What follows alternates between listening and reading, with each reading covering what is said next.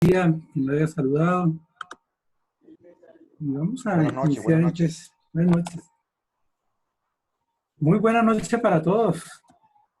Buenas noches. Una noche para algunos de llovizna, de frío, ¿verdad?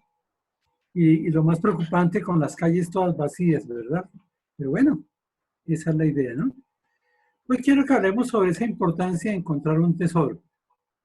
Y pues era bueno que nos ubicáramos en tiempos pasados para entender este pirata con un tesoro, ¿qué podría hacer con el tesoro, verdad? Y tal vez no un tesoro más pequeño, sino uno bien grande, un tesoro bien, bien grande. Imaginen ustedes de piratas encontrando un tesoro bien grande. Ahora, ¿qué hacen los piratas cuando encontraban un tesoro bien grande? Pues se iban caminando, se iban corriendo, lo enterraban y luego lo miraban de lejos. Imagínense, algunos encuentran tesoros para esconderlos y verlos de lejos. ¿Qué haría usted con un tesoro bien grande metido debajo de la tierra? ¿Verdad que lo ideal de un tesoro es poder encontrarlo y poder disfrutarlo? Ahora, ojalá no solo disfrutarlo uno solo, sino con muchos amigos y con muchas personas. La invitación que quiero hacerles a través del estudio de esta noche es esa importancia de encontrar un tesoro. Pero más que encontrar un tesoro es poderlo disfrutar con las demás personas. Poder hacer que ese tesoro sea valioso, pero también que sea importante para muchas personas. Cuando miramos el Sermón del Monte, que es lo que estamos estudiando, entendemos que fueron las primeras enseñanzas de Jesús, primero sus discípulos, quienes entraron en un curso teórico práctico, donde el Sermón del Monte es la parte teórica, y luego todo eso que habla en el Sermón del Monte se lo empieza a dar poco a poco en la parte práctica. Recordamos que si uno mira el Evangelio de Mateo, todo en conjunto, básicamente el Evangelio de Mateo habla del reino de Dios. Y cada vez vemos cómo esa frase, el reino de Dios se ha acercado. Pero ¿cuál es el propósito de Mateo? El propósito de Mateo es anunciar a Jesús, anunciar al Mesías. Lo que dice Mateo es que Jesús es el Mesías, es el enviado de Dios, es el Salvador quien nos redime. Eso es lo importante de todo el Evangelio de Mateo. O sea, si ustedes leen Mateo, van a terminar entendiendo que Jesús es el Mesías, que es el enviado de Dios. Ahora, Jesús mismo lo dijo. Ahí en Mateo 4:7 dice que desde entonces comenzó Jesús a predicar y a decir, arrepentidos, porque el reino de los días de los cielos se ha acercado. Ahora, esas palabras que fueron dadas hace 2000 años son tan valiosas en el día de hoy y tal vez más valiosas en el día de hoy, porque es que ya el reino de los dioses se ha acercado, ya falta mucho menos tiempo, ¿verdad? Pero ¿cómo lo vemos a través de Mateo? Cuando vemos todo el Evangelio de Mateo, nos habla de la importancia de encontrar a Jesús como nuestro Mesías, como nuestro Salvador, como quien nos redime, y poder entender que somos redimidos por gracia, por su amor y por su misericordia. Y que entendiendo que somos redimidos por gracia, por amor y por su misericordia, podemos alabarle y adorarle. Y fuera de eso somos sellados con el Espíritu Santo. Y el Espíritu Santo lo que hace en nuestras vidas es transformarnos para que experimentemos el carácter de quien va a vivir en el reino de Dios. Y eso fue lo que estudiamos, las bienaventuranzas. ¿Qué son las bienaventuranzas? Es la manifestación del carácter de la persona que vive en el reino de Dios, ¿verdad? Y eso es lo que expresa el Sermón del Monte. El Sermón del Monte básicamente expresa cómo vivir preparados para estar en el reino de Dios, en el reino de los cielos. ¿Y cómo lo expresa? Pues por muchos tesoros, por muchos tesoros. Vamos a verlo en esta imagen. Yo creo que el libro de Mateo es esa la cena. Y en un lado está el Sermón del Monte. Y ese Sermón del Monte vamos abriendo cajoncitos. Y cada cajoncito que estamos abriendo nos da un tesoro.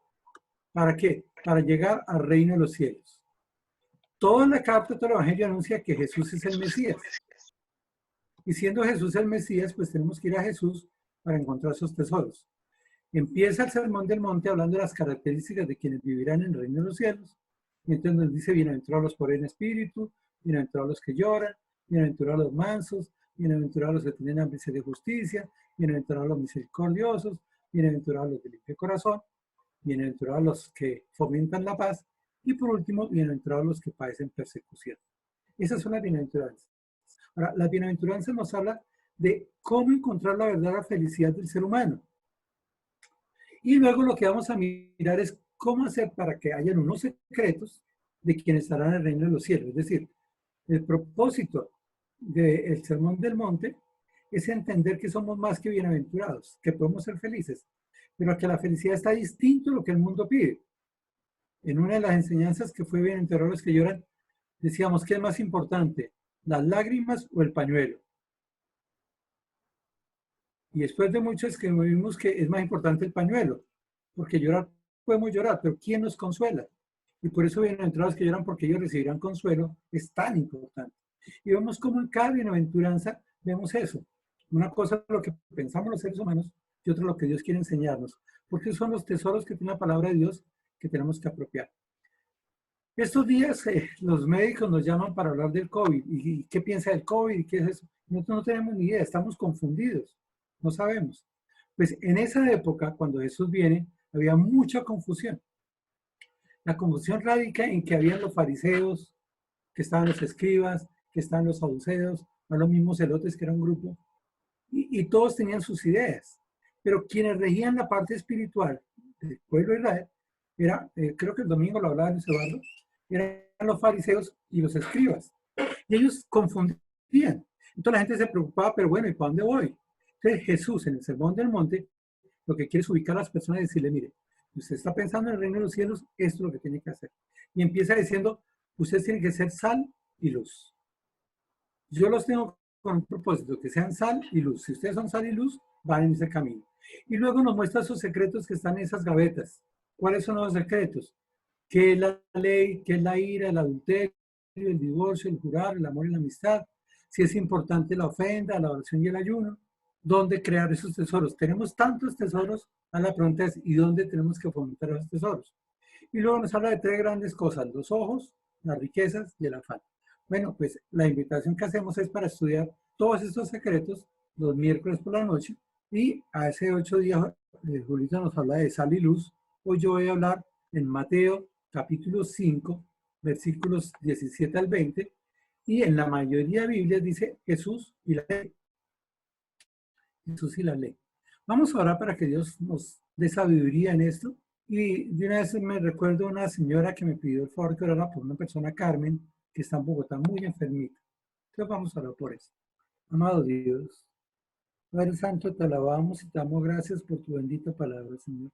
Gracias porque podemos escudriñar en ella en plena libertad, pero también porque tú tienes propósitos para dejarnos la palabra de Dios, no solo para edificarnos, fortalecernos, sino para que por medio de ella seamos regenerados, seamos limpios, tengamos el conocimiento pleno tuyo y fomentemos la relación contigo a través de tu palabra.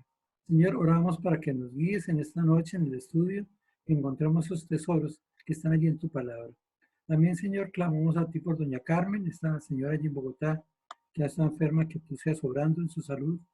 Pero también recordamos tantos familiares, amigos y conocidos que en este tiempo están enfermos, no solo por el COVID, sino por otras cosas.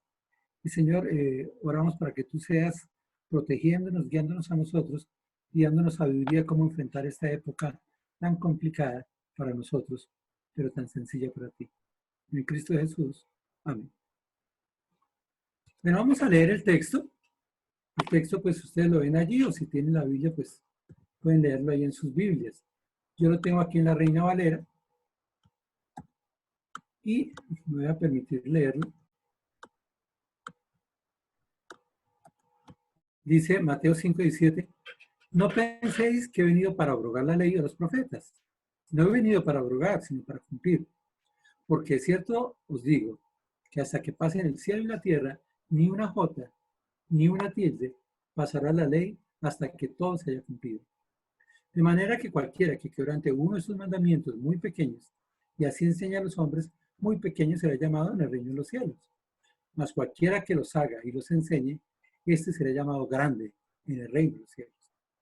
Porque os digo que si vuestra justicia no fuera mayor que la de los escribas y fariseos, no entraréis en el reino de los cielos. No entraréis en el reino de los cielos. Y yo estoy seguro que ustedes entienden el mensaje. Y de hecho en la Reina Valera lo expresa muy bien. Sobre cuál es el tema central de estos 4 versículos. ¿Cuál es el tema central de estos 4 versículos? ¿De qué hablan esos 4 versículos? ¿Verdad? Y seguramente todos pensarán en que habla de la ley. Pero como yo quiero encontrar el verdadero tesoro, yo le coloqué el título a este mensaje, la importancia de la palabra de Dios. Y vamos a estudiar 3 cosas. Primero, el tesoro expuesto. Segundo, la profundidad del tesoro. Y por último, el disfrute del tesoro. Vamos a estudiar sobre la importancia de la palabra de Dios. Vamos a mirar el tesoro expuesto, la profundidad del tesoro y el disfrute del tesoro. Entonces, lo primero que quiero que miremos es este texto. Entonces, dice, no penséis que he venido para abrogar la ley o los profetas. No he venido para abrogar, sino para cumplir. ¿Sabes que en la época que Jesús vino, el pueblo judío estaba en muchos compliques porque estaba esclavizado bajo el Imperio Romano? Y entonces ellos tenían muchas preguntas. Ellos estaban esperando un Salvador, pero ellos anhelaban que el Salvador fuera un tipo Schwarzenegger, un tipo Superman, que lo liberara del yugo de la esclavitud. No de la ley, no del pecado, sino de la esclavitud. Y entonces en su cabeza habían tantos y tantos pensamientos de quién es Jesús, cómo va a venir el Mesías, y nunca pensaron que Jesús fuera el Mesías porque Jesús era una persona muy humilde, muy sencilla, nació en un pesebre. ¿Y cómo va a pensar uno que una persona que nace en un pesebre, que es hijo de un carpintero, que es un niño que vive entre nosotros, tiene la solución para el mundo? ¿Sabes que igual que en ese momento hoy en día la gente sigue pensando lo mismo? Que la solución para todos los problemas del mundo tiene que ir de una persona súper contra erudita y que la ciencia y que todo eso. Y no hemos entendido todavía que Jesús, aquel que murió en una cruz, es la solución. Esas preguntas que se hacían en esa época es las mismas preguntas que hoy en día nos hacemos todavía cuando nos confrontamos ante Jesús, ¿verdad? Por eso, el texto, después de decir que somos sal y luz, pasa a una gran verdad, a un gran tesoro encontrado, que es el siguiente. No penséis que he venido para abrogar la ley. Muchos pensaban que Jesús venía para quitar la ley. De hecho, muchas personas todavía piensan que hoy vivimos por la gracia sin la ley, que la ley no existe. Y muchos discuten si este texto sí lo escribió Jesús o no lo escribió, porque si es por gracia, ¿qué hace la ley? Pero es que no hemos entendido ese tesoro que Jesús quiere darnos acá. La palabra abrogar quiere decir suspender o dejar sin vigor una ley o una costumbre mediante una disposición legal. En un país como Colombia, donde todo lo queremos arreglar con la ley, pero no entendemos que los que hacen la ley son los que son los más complicados, pues. No podemos entender cómo esa ley puede favorecer al pueblo, ¿verdad? En esa época tampoco se entendía cómo alguien que quería liberar al pueblo iba a seguir pensando en la ley. Por eso ellos estaban totalmente seguros que Jesús venía para quitar la ley, para decir, mire, esto ya no existe, a partir de este momento cada uno de ustedes puede hacer lo que quiera porque yo vine para liberarlos. Pero el secreto es que Jesús no vino para abrogar la ley, no vino para quitar la ley, es decir, Jesús no vino para anular la ley. Jesús y la ley lo que dice es que vino para cumplir la ley. Y esto es lo que molesta a mucha gente, ¿verdad? ¿Cómo es posible que Jesús, el Hijo de Dios, cumplió la ley? ¿Cómo es posible que él tuviera que cumplirla cuando lo quería hacer era haberla anulado y permitir que cada uno hiciera lo que fuera?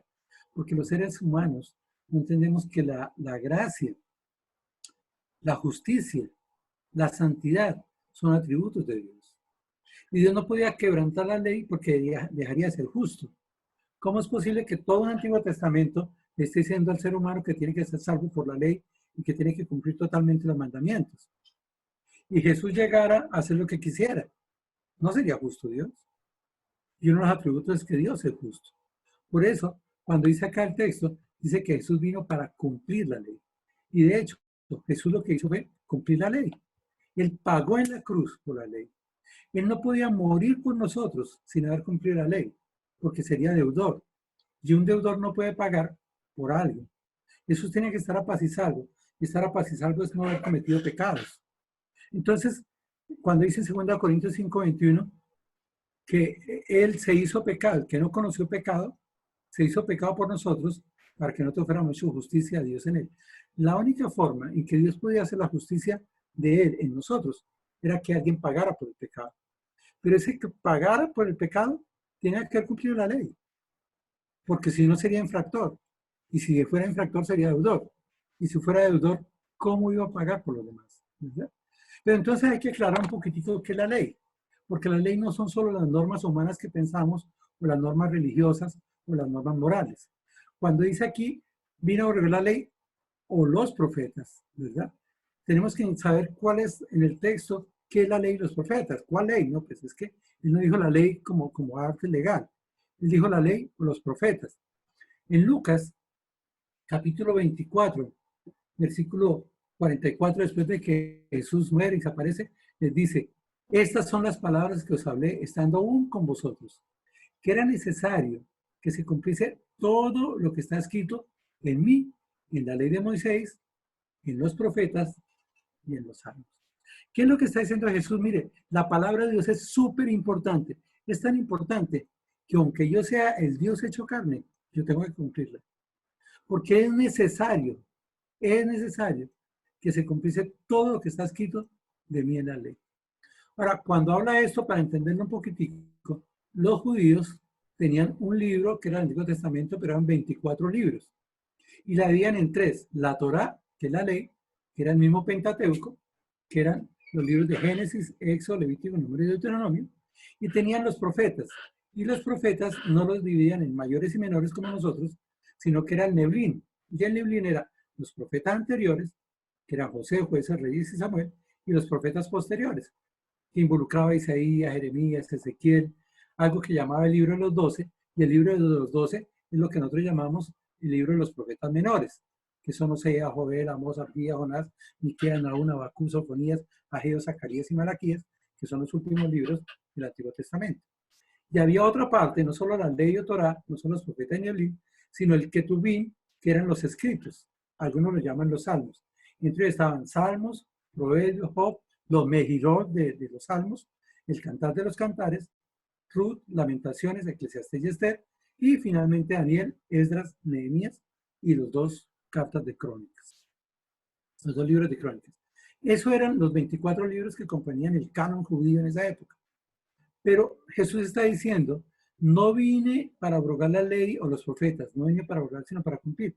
Lo que está diciendo es lo mismo que dice en Lucas 24:44, que era necesario que Jesús cumpliera todo lo que estaba escrito de él en la ley de Dios.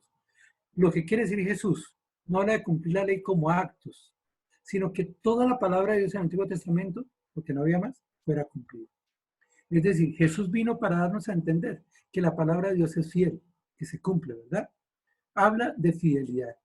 El texto, la sorpresa para cada uno cuando entra a profundizar en este texto, y ese gran tesoro que encuentra, habla de la fidelidad. Eso es fiel. Pero no la fidelidad del ser humano, no habla de la libertad para hacer lo que deseemos, que sería la gracia.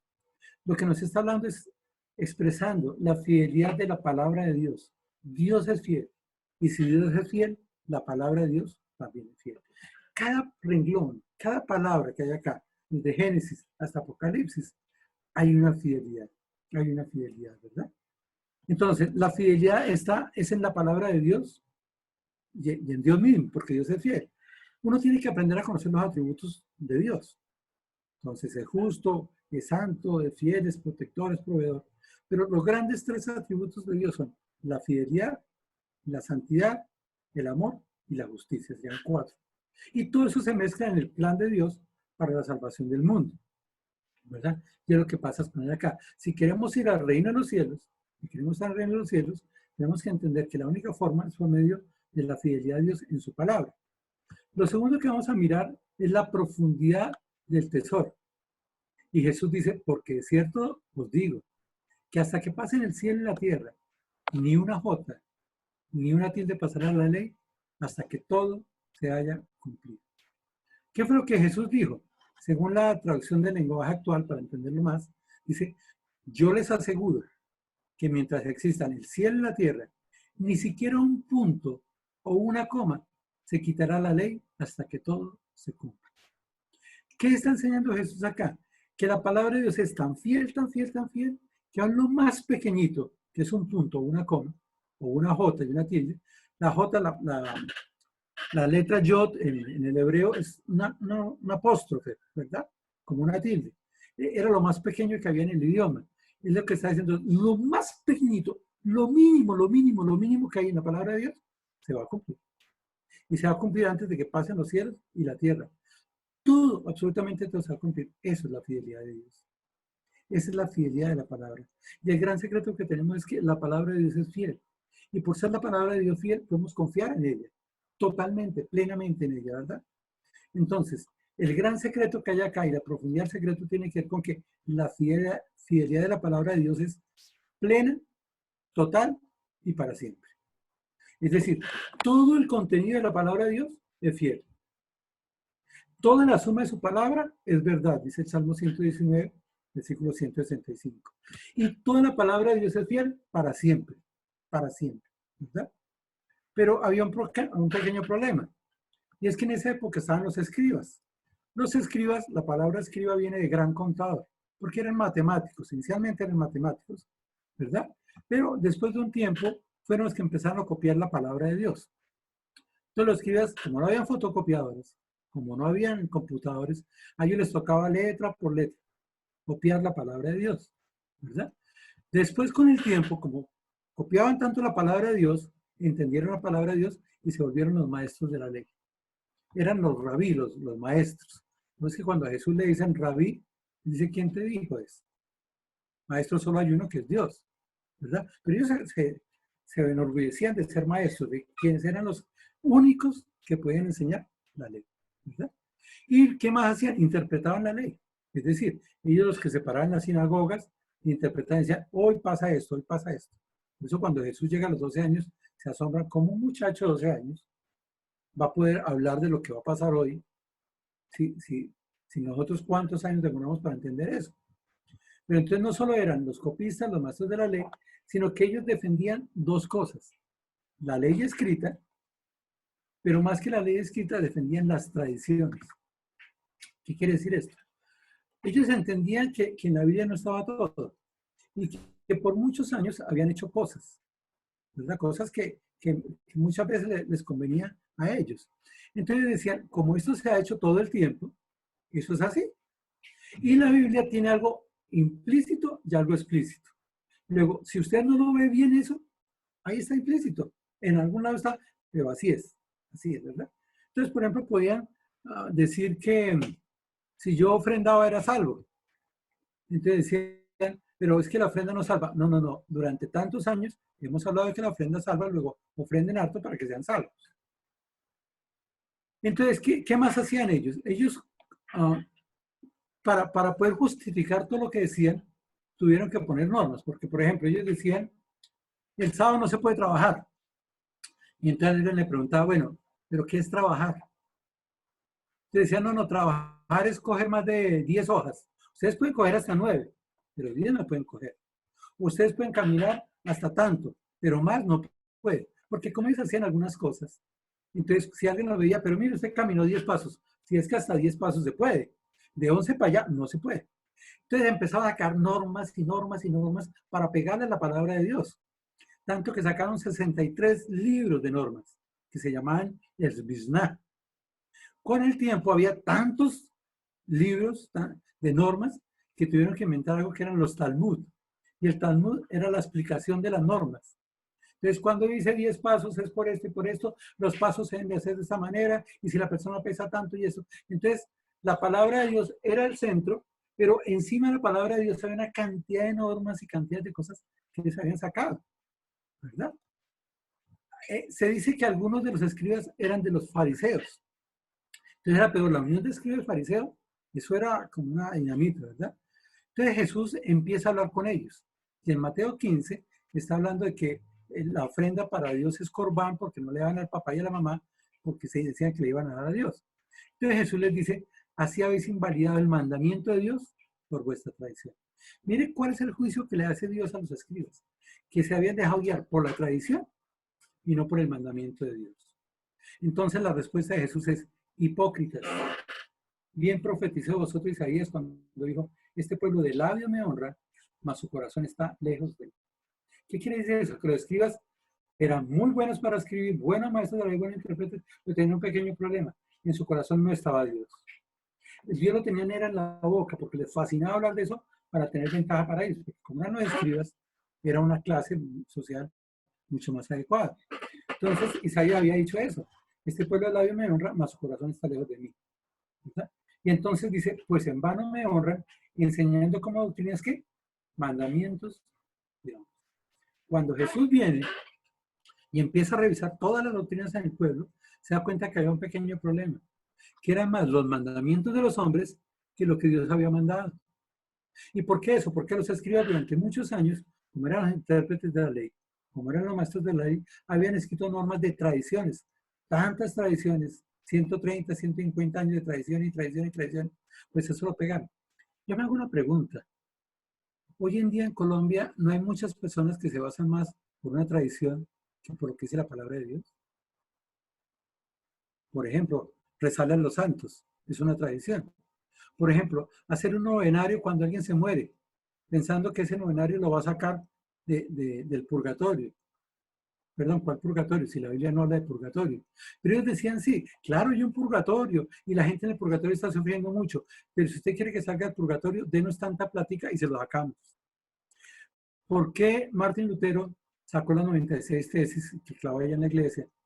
Por eso, porque cuando él va a Roma, se da cuenta que había una cantidad de normas y de leyes que ellos sacaron para poder comprar y para poder tener un poco más de dinero. Y una era eso, que decía que cuando la moneda sonaba en el tarrito, el alma iba saliendo del purgatorio. Entonces él va y mira en la Biblia, estudiando Romanos, porque Martín Lutero acepta toda su tesis estudiando Romanos, porque somos salvos es por gracia. Y entonces, leyendo Romanos, se descubre eso y él se vaya a hablar con el Papa y con los obispos y todo, decir, eso no es bíblico, eso es la tradición. Eso son los escribas. Y los escribas de hoy en día también es lo mismo. Personas que andan armando mandamientos de hombres, pero desviados de la palabra de Dios. Porque la palabra de Dios está en sus bocas, mas no en su corazón. Y así como habían escribas, pues están los fariseos también. A ellos también les dijo, ¿verdad? Esos fariseos tenían otro pequeño problema, es que era el grupo político-social. Si los fariseos tenían que ver en el contacto con la palabra de Dios, los fariseos tenían que ver con el pueblo y las leyes sociales o políticas, ¿verdad? Básicamente expresaban su base litúrgica y ritual. Los fariseos hacían las normas y los escribas hacían las normas y los fariseos hacían que se cumplieran la parte litúrgica y la parte ritual de las iglesias. Entonces, por ejemplo, ellos decían que para salvarse el pecado había que matar un cordero. El cordero tenía que comprarlo allá afuera de los que estaban en el templo. Entonces ahí lo vendían. Pero es que cuando Jesús llega al templo, ve una cantidad de animales allá y los esparce porque habían hecho un mercado ahí en los templos. Habían hecho mercado porque ellos sabían que las normas decían maten un cordero, entonces decían, pues vendamos los corderos. Y compraban los corderos a 100, los vendían a 200. Entonces, hay un manejo económico, todo eso que es lo que empieza a poder a todos ellos y cambian todas las cosas. Los fariseos generalmente eran la clase media, media alta, eran personas muy instruidas, muy letradas, pero tenían otro pequeño problema, dictaban la ley, validaban la tradición oral. Si los escribas colocaban esa tradición, los Mishnah y los Talmud, ellos las validaban y decían, esto es así porque lo hemos hecho por tanto tiempo. De ahora en adelante hay que seguirlo haciendo. En Mateo, capítulo 15, 26, versículo 63 dice, mas Jesús callaba. Entonces el sumo sacerdote, que era un fariseo, cuando iban a crucificar a Jesús, le dijo, te conjuro por el Dios viviente, que nos digas si eres tú el Cristo, el Hijo de Dios. Jesús sabía que él era uno de los fariseos, ¿verdad? Y Jesús le dice, tú lo has dicho.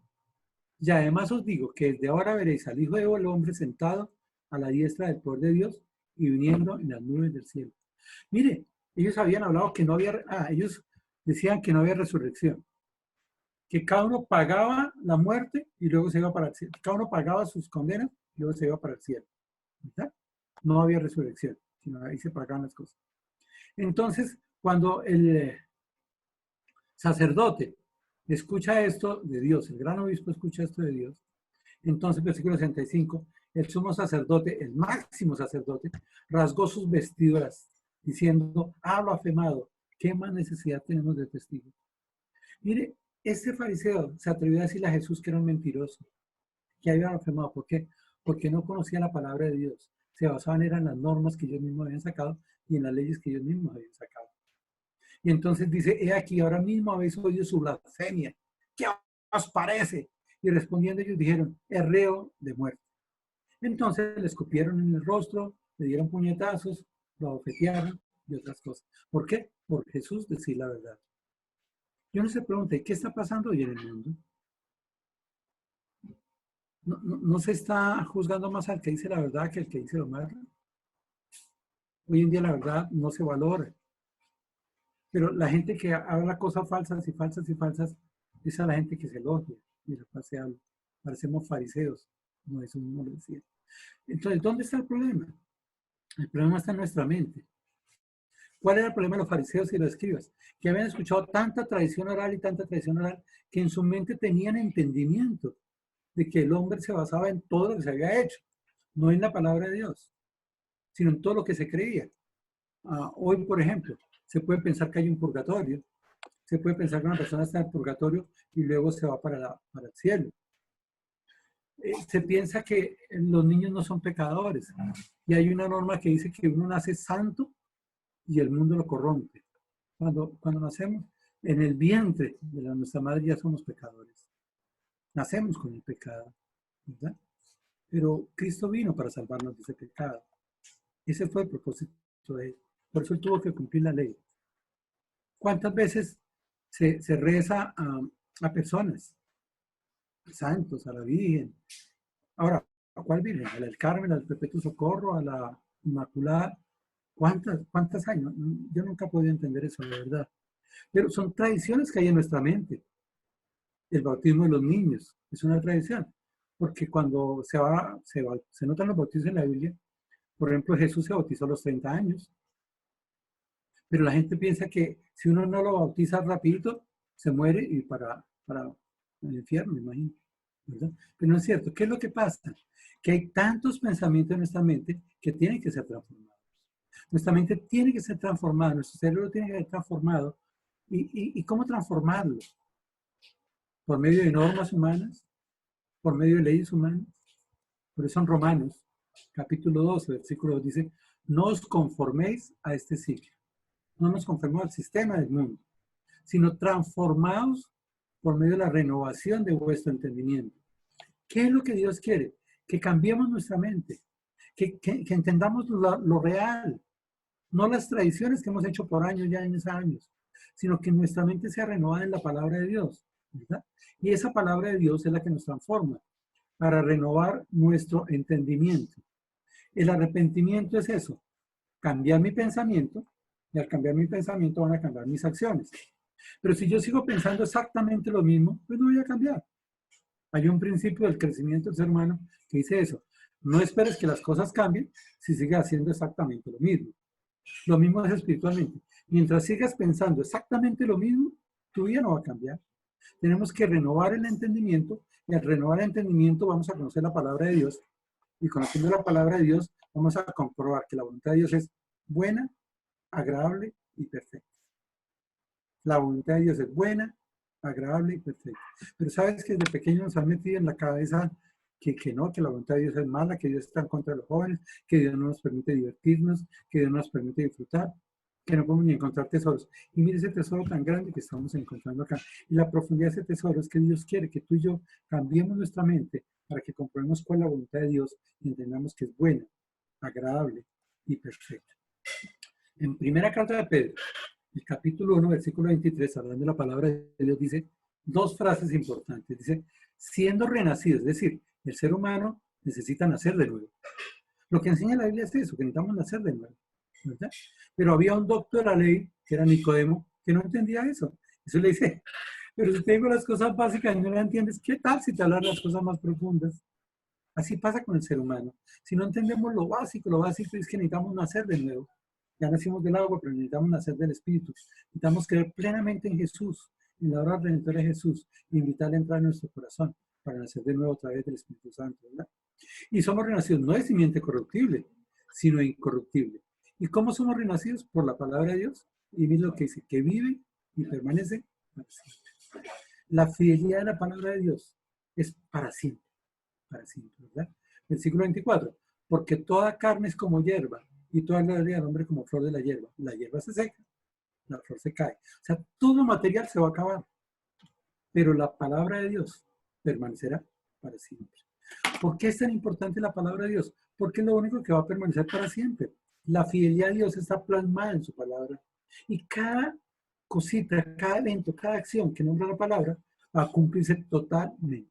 Así como se cumplió en el Antiguo Testamento, en el nacimiento, en la vida y en la muerte de Jesucristo. Lo poco que falta por cumplirse, estamos totalmente seguros que se cumplirá el 100%. Y dice, y esta es la palabra que por el Evangelio os ha sido anunciada.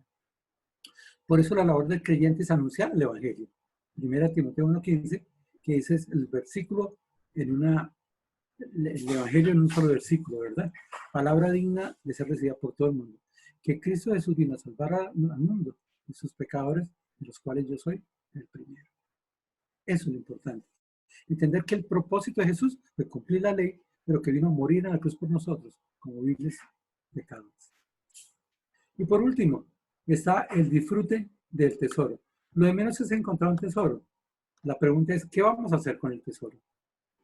Y ya sabemos que el tesoro es la fidelidad de la palabra de Dios. ¿Pero qué vamos a hacer con ella? Pues el versículo 19 nos lo dice de una manera muy sutil y muy fácil.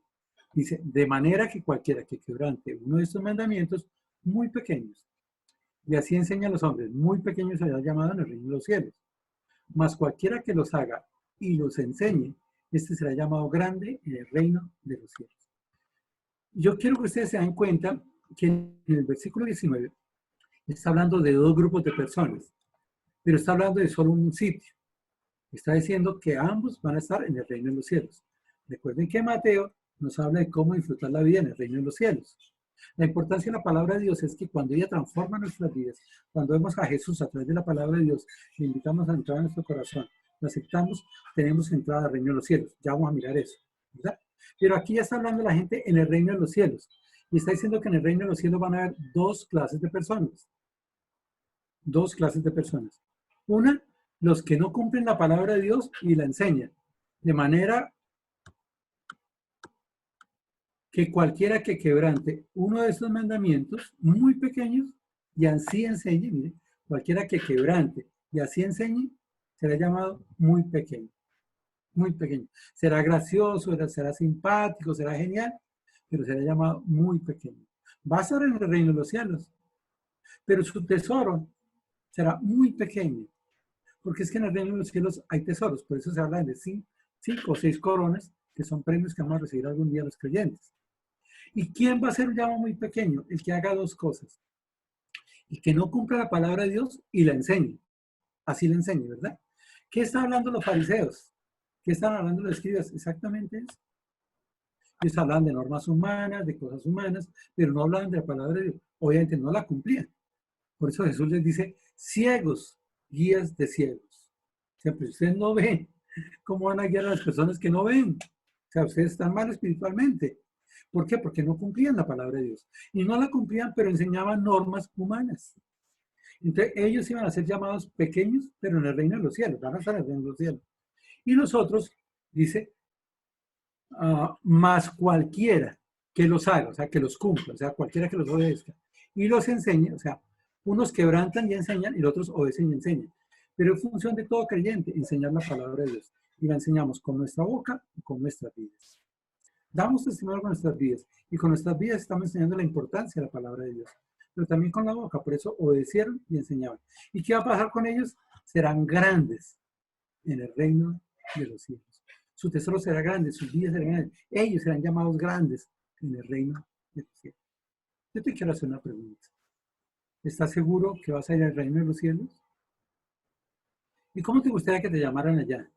¿Pequeñito, pequeñito? ¿O que fuera grande? Claro, tú dirás, no, pero desde que esté en el reino de los cielos, a mí como me llamen. No, no es lo mismo. No es lo mismo llegar allá agrandando a Dios que sagrando a Dios. ¿Sí? Pero hay una sorpresa mayor en este texto, que es el versículo 20. El versículo 20 dice que hay una puerta que va para los cielos, ¿verdad? Y en esa puerta vamos a subir algún día todos, cualquiera. No necesariamente de COVID, de cualquier cosa, allá vamos a llegar. Y el versículo 20 dice lo siguiente, está hablando de esos pequeños y esos grandes, está hablando de esos que tienen un contacto con la palabra de Dios y la están enseñando. Algunos la quebrantaron, algunos la obedecieron. Pero miren lo que dice el versículo 20. Porque os digo que si vuestra justicia no fuera mayor que la de los escribas y fariseos, no entrarás en el reino de los cielos. Miren lo que está diciendo. Porque os digo que si vuestra justicia no fuere mayor que la de los escribas y fariseos. ¿Y qué hacen los escribas y fariseos? Legalizaron la tradición oral, invalidando la palabra de Dios. Eso fue lo que hicieron los fariseos y los escribas. Es decir, se edifican más por las tradiciones humanas que por la palabra de Dios. Y son los que dicen, pero yo siempre lo he hecho así. Pero yo siempre, eso desde que mi mamá, mi abuelo, mi tío, todos hemos sido así, ¿por qué ahora voy a cambiar? Pues si tú no estás dispuesto a nacer de nuevo, no vas a entrar en los cielos. Porque está diciendo, porque os digo que si vuestra justicia no fuere mayor que la de ellos, no entrarás en el reino de los cielos. Luego, el cambio en la vida tiene que ver con la palabra de Dios. Cómo tú coges la palabra de Dios y la estudias y pasas una hoja y aprendes y pasas otra y encuentras tesoro y cada que encuentras un tesoro te emocionas de ese tesoro que encuentras. Por eso es que uno no puede leer 20 páginas a la vez. Vamos por poquito, porque cada renglón hay tesoros que tenemos que encontrar. Y cuando encontramos esos tesoros, los disfrutamos, los profundizamos. Jesús dijo en Juan 8:31, dijo entonces Jesús a los judíos que habían creído en él, si vosotros permanecéis en mi palabra, seréis verdaderamente mis discípulos. ¿Yo qué tengo que hacer? Permanecer en la palabra. Y la palabra permanecer es más que leerla, es escudriñarla, es estudiarla, es desmenuzarla, pero es aplicarla. Si yo permanezco en ella, si cada que voy a tomar una decisión busco la palabra de Dios, si cada que voy a hacer una acción busco la palabra de Dios, entonces seré su discípulo. 32. Y conoceré la verdad. Si yo soy discípulo, ¿qué hago? Pues seguir leyendo la palabra de Dios, seguir estudiando, buscando mi relación con Jesús. Y a medida que busco mi relación con Jesús, dice acá, y conoceré la verdad. Entro a conocer más la verdad de la profundidad de la palabra de Dios. Cada gaveta que está allí que le mostré, que está no solo en Mateo, sino en toda la Biblia, y encuentro tesoros, y encuentro tesoros. Dice, conocer la verdad, y la verdad os hará libres. Lo que nos libera no es un Schwarzenegger, ni un Superman. Lo que nos libera es la fidelidad a Dios a través de su palabra. Y es la que nos limpia, y es la que nos transforma. Entonces le respondieron, el linaje de Abraham somos, y jamás hemos sido esclavos de nadie. ¿Cómo dices tú, seré libre?